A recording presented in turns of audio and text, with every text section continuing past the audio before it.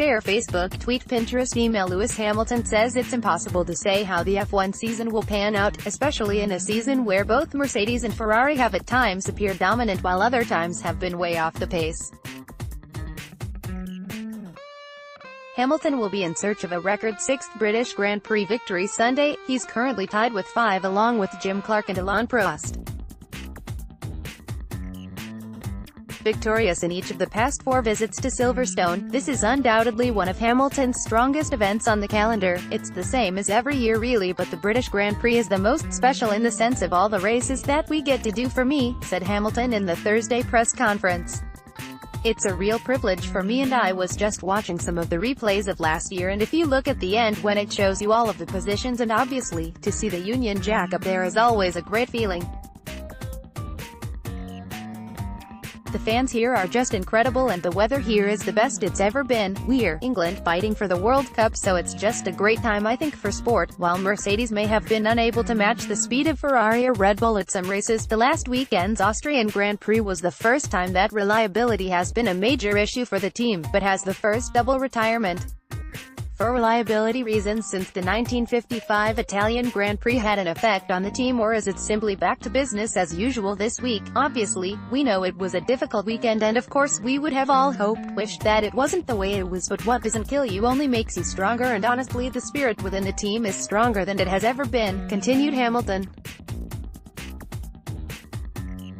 These experiences that we have been having and how we've been handling them have really united us more than any year. There is a great energy within the team, so although it was a painful experience, I think it brought us closer, it made us stronger, and I think coming here there's been some fixes. I think immediately after the race and as soon as they got the car back that evening, there was a fix that was designed and put into test mode, so the team are super on it and confident that we've done everything we can to make sure it doesn't happen again. Second in the standings by just a point, the championship lead has bounced between Hamilton and Sebastian Vettel repeatedly during the opening 9 races of the season. For fans, it is always more interesting when you aren't able to name the winner on a Thursday before a wheel has even been turned.